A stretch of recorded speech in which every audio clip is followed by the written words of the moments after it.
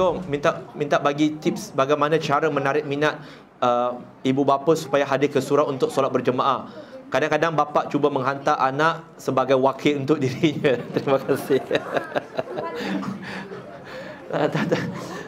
Tuan-tuan dan puan muslimin dan muslimat yang dirahmati oleh Allah Subhanahu Wa Taala. Pertama, dalam solat dia tak ada wakil. Okey, dia tak ada wakil. Kita nak merisik tu ada wakil tak apa. Nak kahwin tu ada wakil. Tapi bila kena nikah tu, dia tak boleh ada wakil.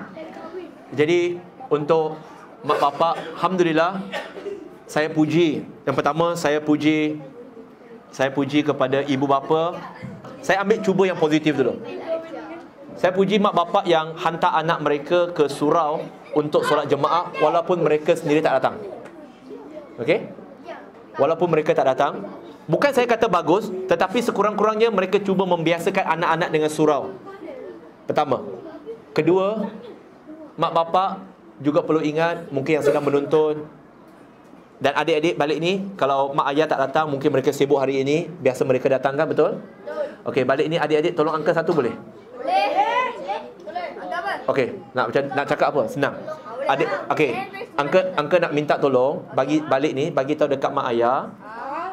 Bagus. Okey. Balik ni. Okey. Jangan tolak. Nak masuk TV ke? Okey. Angka minta tolong. Balik ni, adik-adik ni bagi tahu dekat mak ayah, cakap, "Ayah, ibu, tak apalah, nama adik apa? Alung ke, Anga ke, Akmal ke, apa? Haris Yusran ke, apa ke, tak apa." Okey, dengar dulu. Okey, dengar dulu.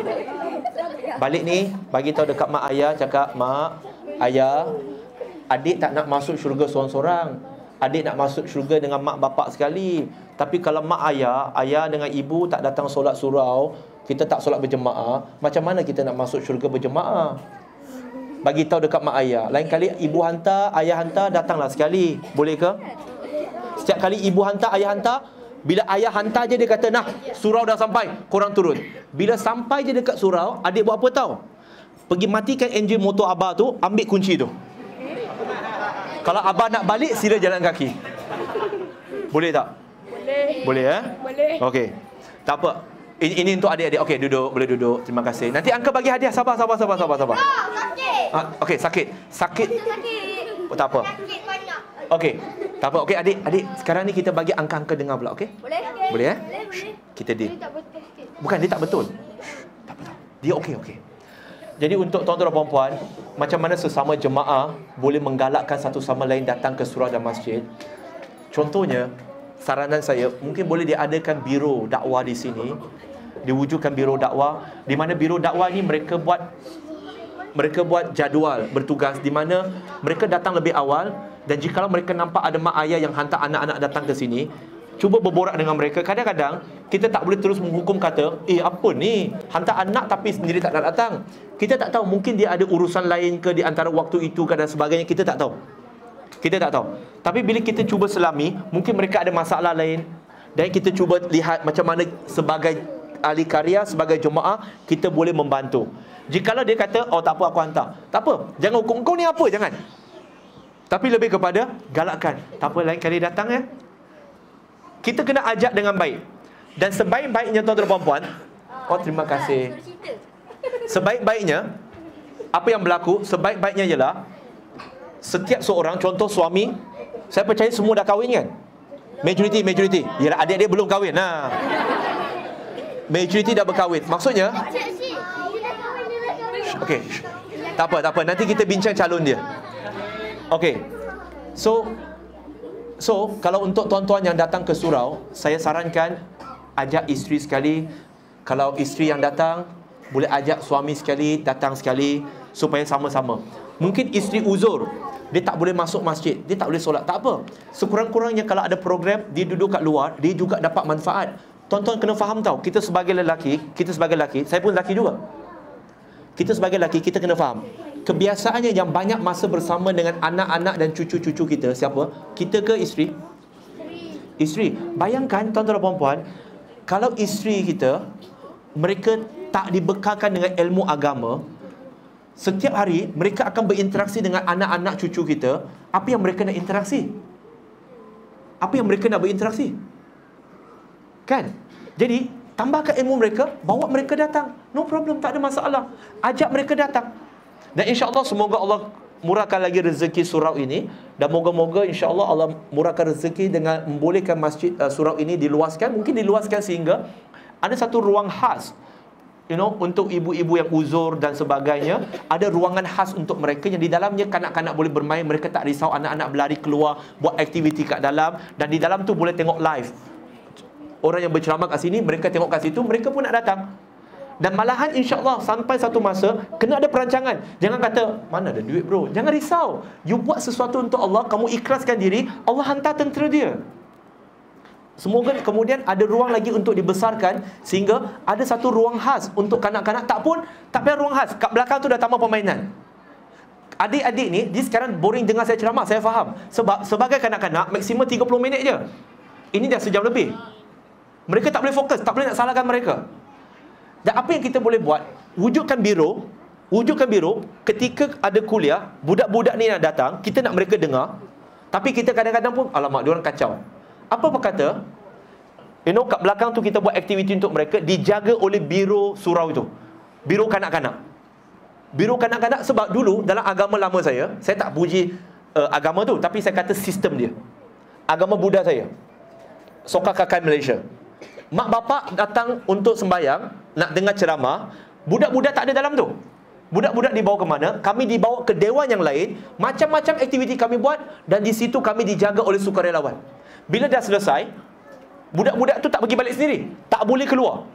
Mak bapak yang dah habis sembahyang, dah habis dengar ceramah, mereka pergi ke dewan itu untuk ambil anak-anak mereka. Islam agama yang sistematik. Kita tak boleh kata, diam adik, diam. Mereka diam. Tapi tuan-tuan dan puan-puan, itu bukan imej Islam yang kita nak bagi kepada budak-budak. Kita kena kembali kepada cara Nabi SAW, bagaimana Nabi meraihkan kanak-kanak di dalam masjid dan surau.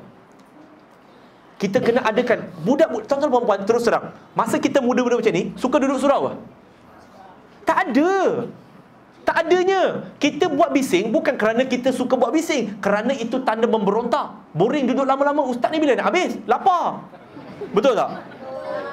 Dah lah tanya dah makan belum. Orang dah kata belum makan, cakap lagi lebih. Imbas kembali waktu kita kanak-kanak. Kalau anak-anak kita sekarang ni, dia muda, dia duduk diam, kita risau, sakit ke anak aku ni?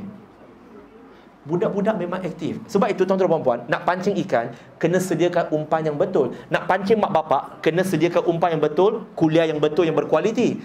Untuk kanak-kanak suka datang masjid, kita tak boleh harapkan mereka dengar kuliah macam kita sebagai dewasa. Kanak-kanak dia suka aktiviti, remaja dia suka aktiviti, maka bagi mereka aktiviti.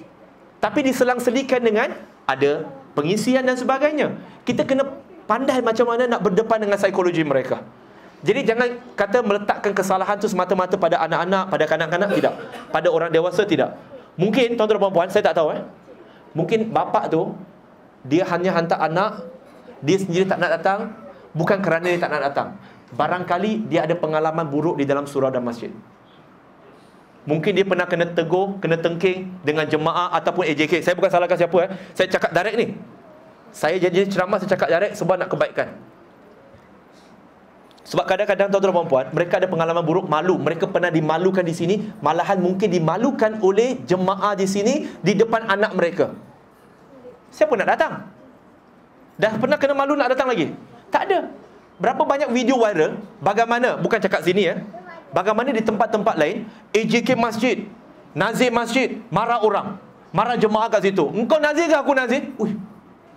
Wah, macam nazir tu tak payah mati. Tak, orang tu buat salah. Kamu sebagai nazir kena menunjukkan, seorang pemimpin kena menunjukkan kematangan intelektual dengan emosi. Kalau setakat marah, saya pun tahu marah. Kalau setakat ajar anak-anak, setakat tinggikan suara, saya pun tahu. Tak payah panggil siapa untuk ajar. Tetapi sebagai mak bapak, sebagai seorang pemimpin, dia ada kematangan intelektual dengan emosi. Dia boleh mengawal. Jadi kita kena selami, kena tanya. Mungkin bukan di sini, yang bapak-bapak yang tak datang, tapi mungkin ziarah mereka di rumah, tanya, ini ada apa-apa urusan ke? Lepas tu mungkin mereka terbuka. Dia kata, dulu aku datang, Aku kadang-kadang ada buat benda yang tak betul jugalah kan. Aku duduk kaki aku ke depan. Lepas tu aku tahu cara aku duduk tu mungkin orang rasa tak sopan. Dia kata menghadap kiblat, apa hal duduk macam tu kan. Dia boleh tegur aku baik-baik. Tak, dia sepak kaki aku. Lepas dia sepak kaki aku, dia marah aku. Dia maki aku depan anak. Dia malu tak? Dan kita faham, kita pujuk dia balik. Kita kata, oh itu insiden lama. Mungkin setiap manusia ada khilaf. Takkanlah kita nak menjauhi rumah Allah kerana kesilapan manusia seorang. Macam kita dekat Masjidil Haram, asyik kena tolak je pun. Takkan kita tak nak pergi dah. Sama juga. Maksudnya, santuni mereka. Jangan anggap, oh ni memang confirm tak suka dalam masjid. Bukan. Mereka tak ada, insya-Allah tuan-tuan dan puan-puan, saya percaya, tak ada seorang Muslim yang normal, yang logical, tak akan tak suka masjid dan surau. Seteruk mana dia pun, tak mungkin dia tak suka.